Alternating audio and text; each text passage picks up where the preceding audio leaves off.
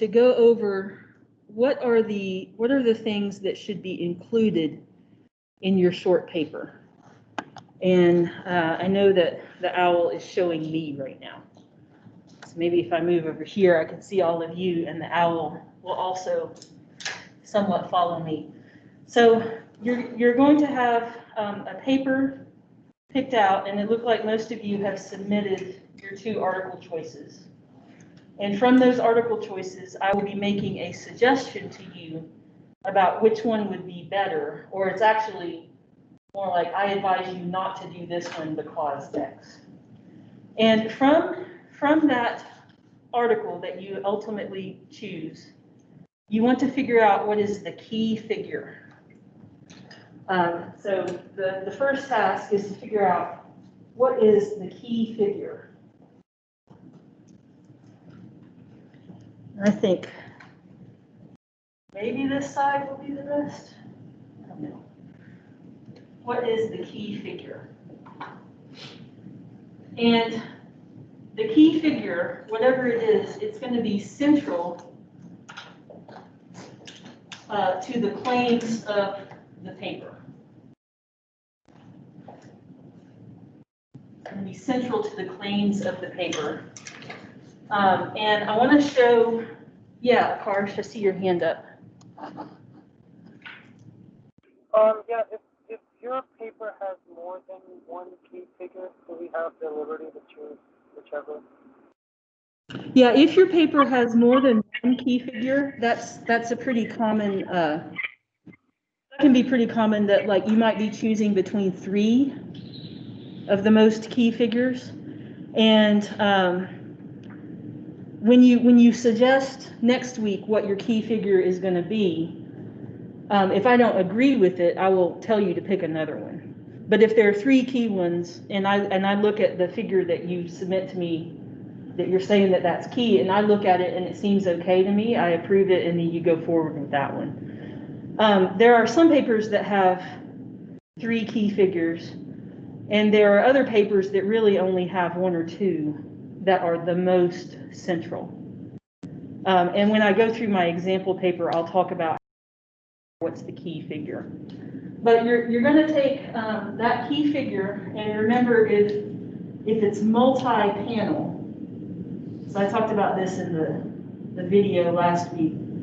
If this is figure 1 and it's got parts A, B, C, D, E, when I say key figure, I mean like 1D, not the whole thing. Cell papers tend to have these huge multi-panel figures that contain parts A through J or whatever. It's going to be 1 panel for the most part, one part of a multi-panel figure. And so this, whatever this key figure is, this is going to have data in it. It might be a graph, it might be an image, it might be a table, but Cell doesn't usually tend to have table figures. They have data figures.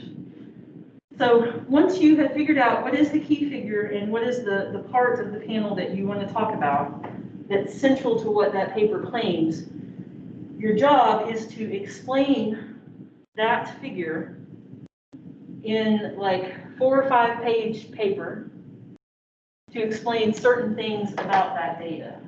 So I'm going to just focus on general concept of explaining the figure. So when you're looking at what you need to explain about this, there are certain key questions, and this will somewhat become the format. But you're not like required to use this order. Okay, number 1, what is this generally about? And why should people care?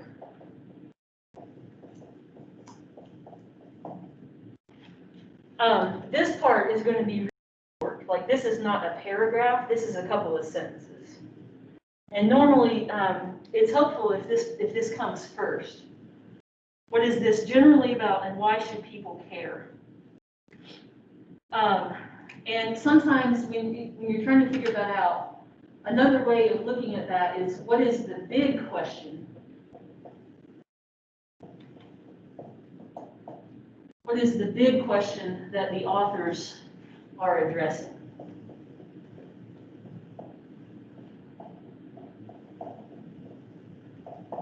What's the big overall question? So I want to now go to the, I have this example paper in Canvas that I'm going to show now. And I'll kind of be putting like, this is what you generally need to figure out, and this is how it would apply to my example paper from Cell. So Dr. Ong's example paper, cell host microbe, my favorite stuff.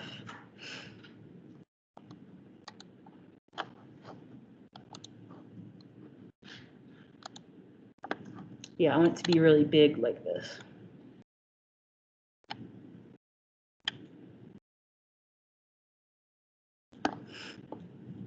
Okay, so there's the title, Accelerated Aging and Clearance of Host Anti-Inflammatory Enzymes by Discrete Pathogens Fuels Sepsis.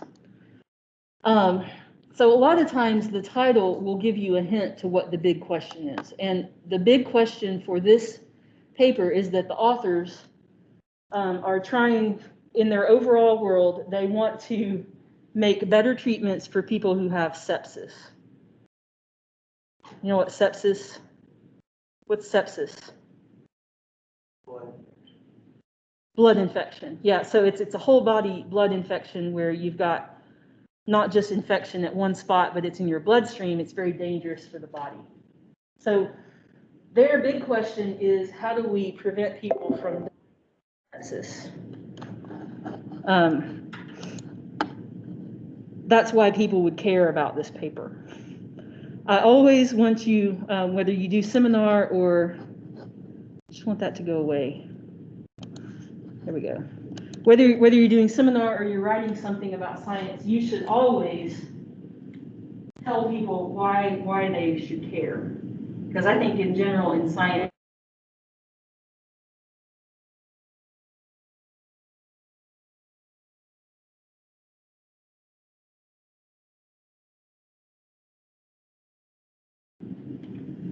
that's would be like 1 or 2 sentences at the beginning. And then I need to figure out for myself what would be the key figure. Look what, I have so many options to choose from.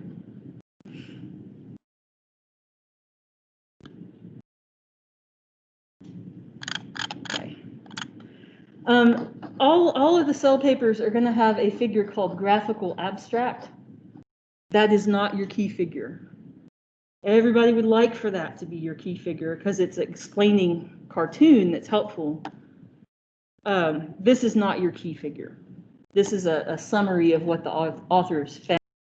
And this will be useful for you to understand and review as you're writing your paper, but this is not the key figure. So it looks like this is saying that if certain bacteria have a chemical change to their outer membrane proteins, that changes some of the proteins in the human cell, and then that causes inflammation, and then the inflammation is what kills people in sepsis. It's not the bacteria. And they're showing down here what are some of the key molecules that regulate that.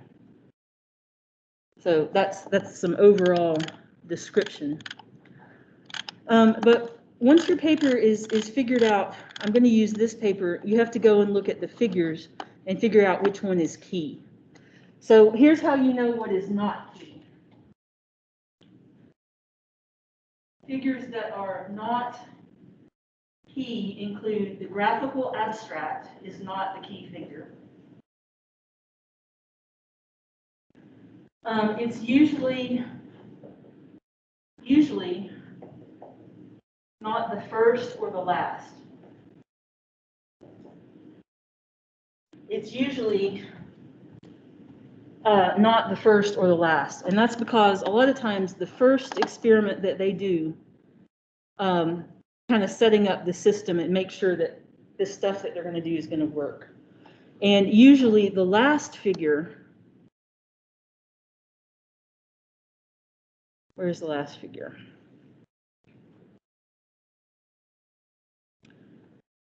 Oops. This is a beast of a last figure.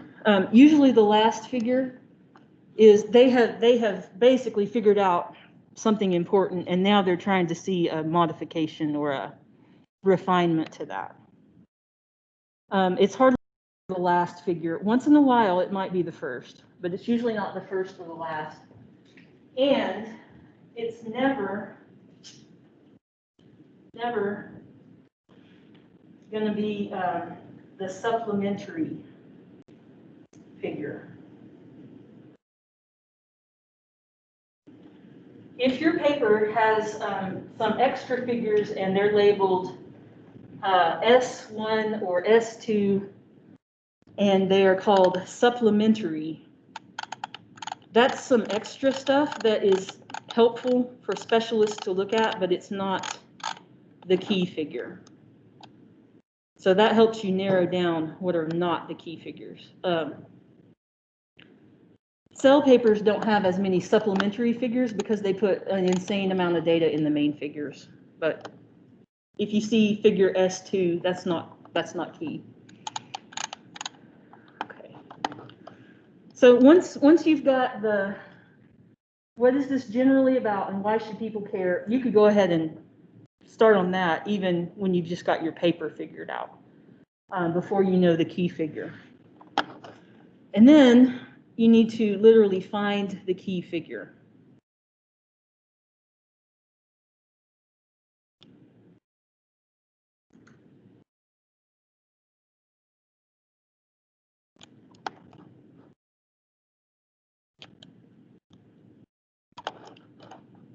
Think about how to show this to you guys that you can actually see it.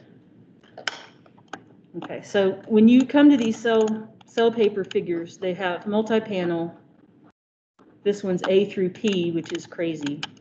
And then there's the figure legend down under.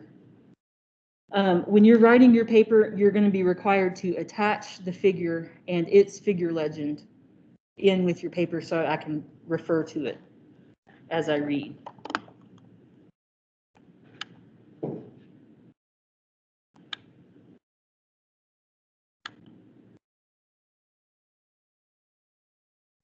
Okay, G and H. G and H are pretty key.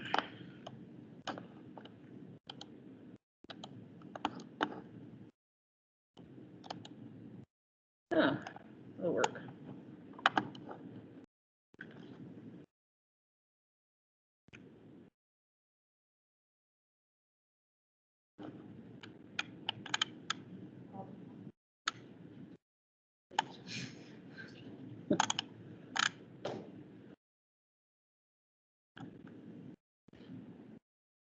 I'm going to use H. Okay, H is a key figure, and there's all of this stuff on this screen to be explained about what this means. Yes. Okay, so obviously you have a lot of practice, so you just looked and you're like, yeah, this is the key figure.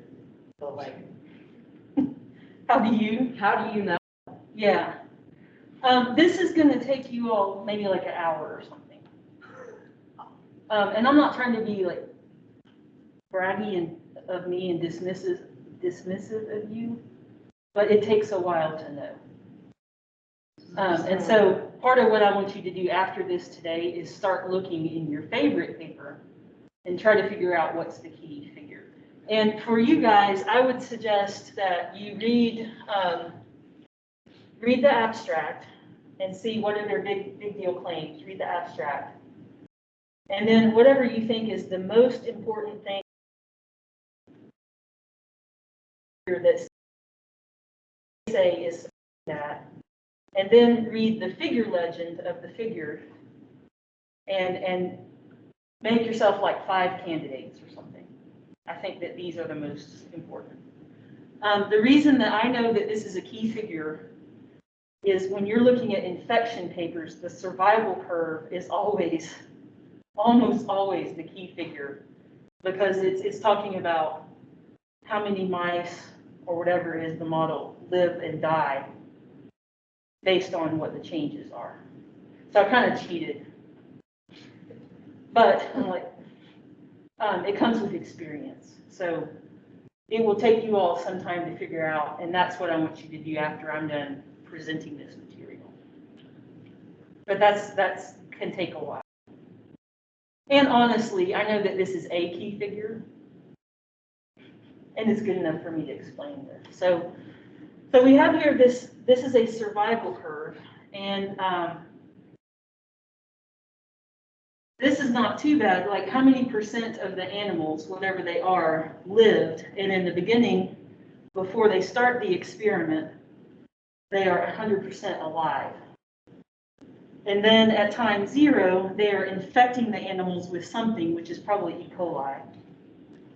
They're giving them an E. coli infection, and it's mice, and probably they are injecting E. coli into their blood, which is mean. Saves people. And then they're looking to see every day how many of the mice are still alive. And over here are the different treatments. So these will be the different treatments, and it looks like it's different kinds of E. coli with different mutations. And so if I think about, this is key to talk about what are the important genes in E. coli that cause mice to die during sepsis. This is explaining what it is. So that's the start. And then notice also on here the asterisks. What are the asterisks? What is that? These, you can't tell because you don't have the legend, but it's usually saying that these two are statistically different from each other. And these two are statistically different from each other, and that also would be stuff that needs to be explained. So once you know what the key figure is, these are the types of things that you would need to talk about in your paper to help explain it. This is what would be in your paper. So the first big question is, what did the authors do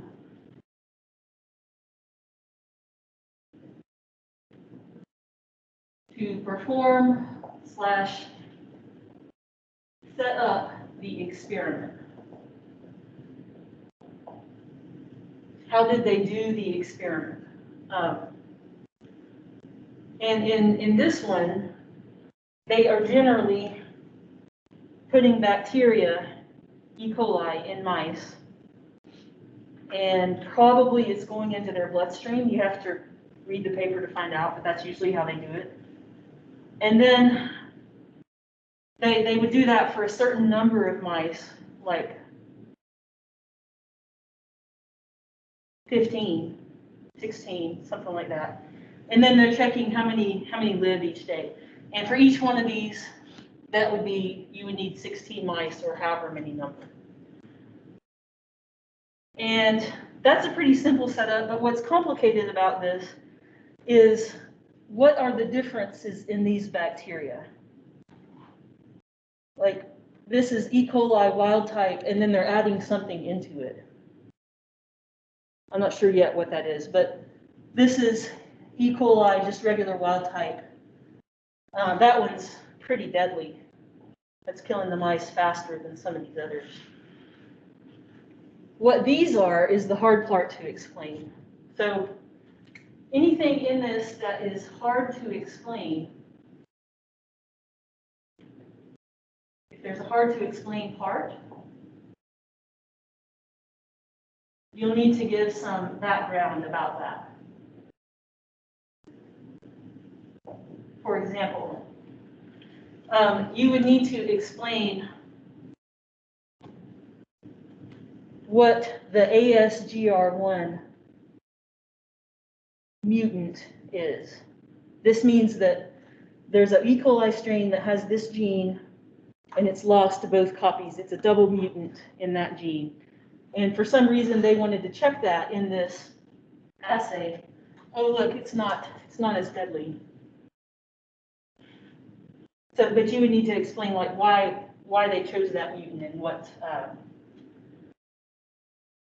where they got it from, or did they create it, or things like that. Okay, so that's the heart of this assignment. This info would include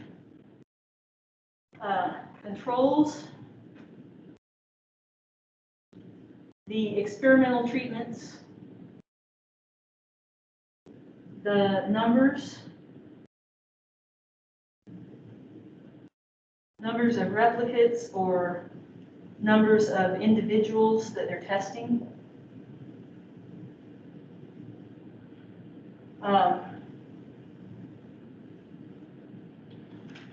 The role of any important chemicals.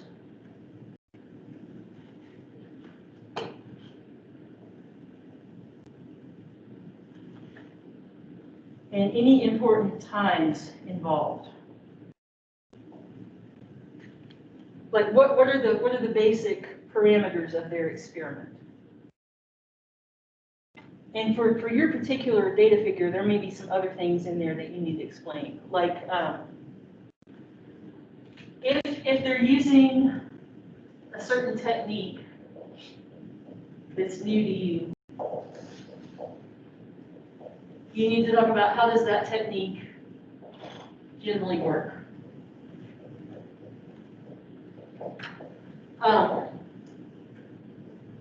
This is the part that you need to come and see me if you've got some crazy technique that you've never heard of. I don't, well, this semester I am making you come and see me or have a Teams meeting. That's something that you all can figure out on your own, but it normally just takes a long time, and I can explain it to you real briefly, usually in 10 minutes or something, if I've heard of that technique before.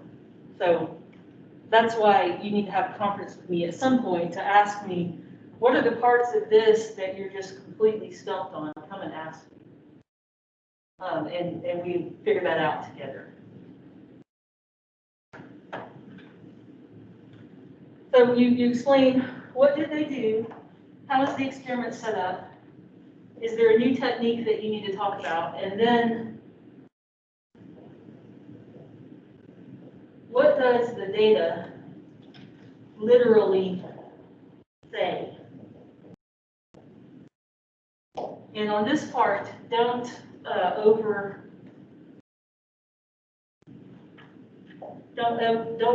extrapolate. So on this, you would not want to say that SBI 425. Let's see here.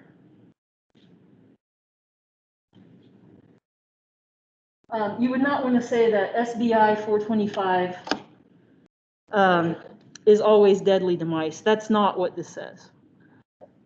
You would also not want to say that knocking out this gene in E. coli will solve sepsis problems in humans. That's not what this says. You want to be very specific about what this does say. So, for example, you could say that the ASGR1 gene is important for pathogenesis during sepsis. It makes sepsis worse. That you could say that from this, but you don't want to overstate what your data says. Just stick to what it does say. And then you also want to explain any statistical analysis that they did as a part of this assignment. And then in the end, you will want to have one or two sentences about the larger implications of this data.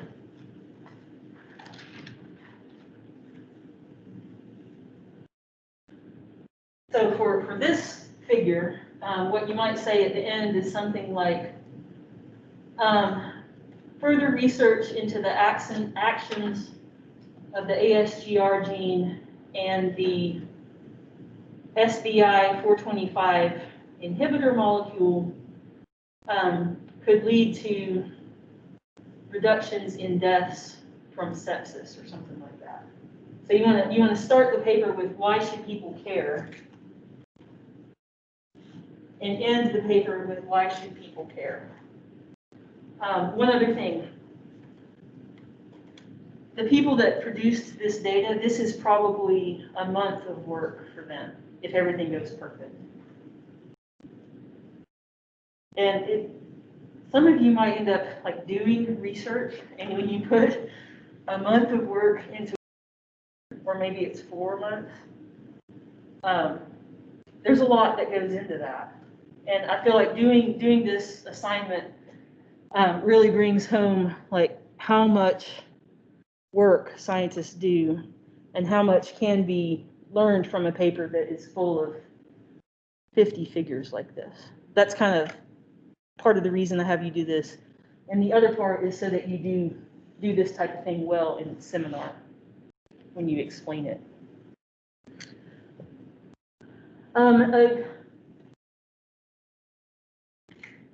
This stuff here, the length of that changes based on how difficult is your figure. So when I'm looking at your papers and looking at what figures, I'm trying to head off, like I'm going to tell you like that figure is really difficult. And if I tell you that and you choose it, you're allowed to do that, but I'm just letting you know like you're going to need a long paper. Megan Hagee had a super difficult figure, and she wanted to do it, and that was fine. But her paper was like 12 pages because that's what it took to explain it. And Chad had a paper that he was really interested in. It was really a simple figure, and he had a much easier time. So I want you to learn new things, but I'm going to try to let you know that's a tough figure. Give you a nudge in one direction or the other. What other things? I usually leave out something big in this.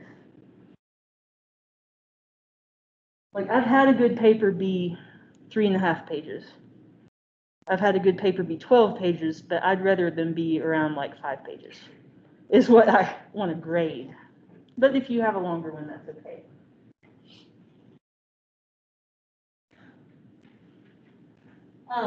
So this is what you write about. This is your writing framework. Your references are going to come from, you need your references to talk about these.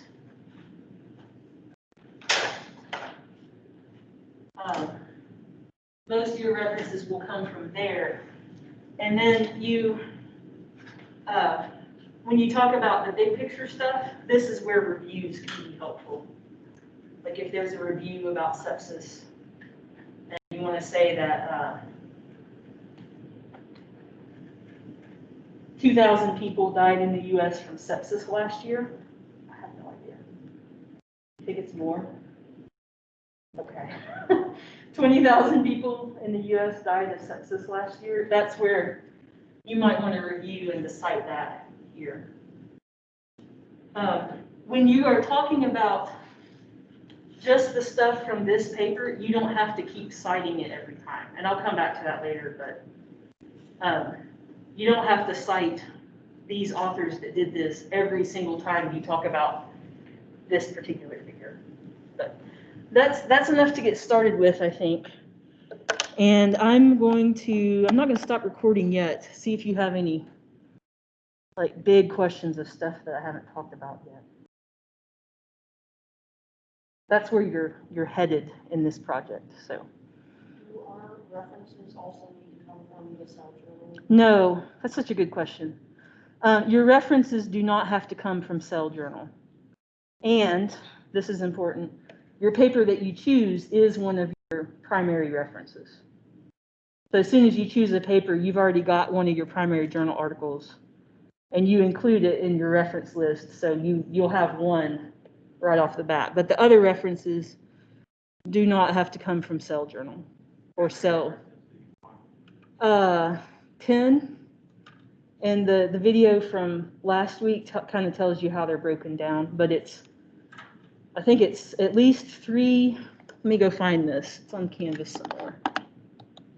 Are there references just to help us like understand the article? Yeah. Yeah, I think it usually takes 10 references to understand your article pretty well. Yes. This is not a research paper that you're writing. It is an explanation of somebody else's research. So, what is that? There, here. Okay, Tyler. This guidelines document. Here we go. What the references have to be is 10. 3 of them have to be primary articles, of which your paper that you're using is one of those. So you got to have 2 more primary articles at least. You can have 3 references that are textbooks or websites that are overview kind of websites. We'll talk later about what I mean by high quality, but yeah. You can have up to 4 that are review articles. And I've had people do this paper with all primary journal articles, but I think reviews are really helpful to do this kind of project. If you have a technique like called fret analysis, they're using fret analysis in your paper, and you find a good website that explains what fret analysis is, you could use that. Or you could go find the first paper where anybody ever developed fret analysis, that as well. Good questions. Does the other sources have to be within a certain time period, like the? No, that's another good question. So your Cell paper or your Cell Journal related paper has to be 5 years old. There's no time frame required on these. And sometimes if they're using a technique and the technique was developed in 1988, it's most helpful to go back to that first paper that they ever developed it, even though it's old. So just because the technique is old doesn't mean that it's not useful. Yeah, good questions.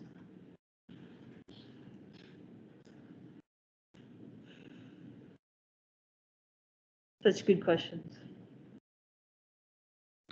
Okay, I'm going to stop recording now, and I'm going to stay in here and start looking at the papers that you suggested. And the best use of these lab times is for you all to kind of work on this stuff during lab time, if you've got that time available. And you can ask me questions as you're doing it.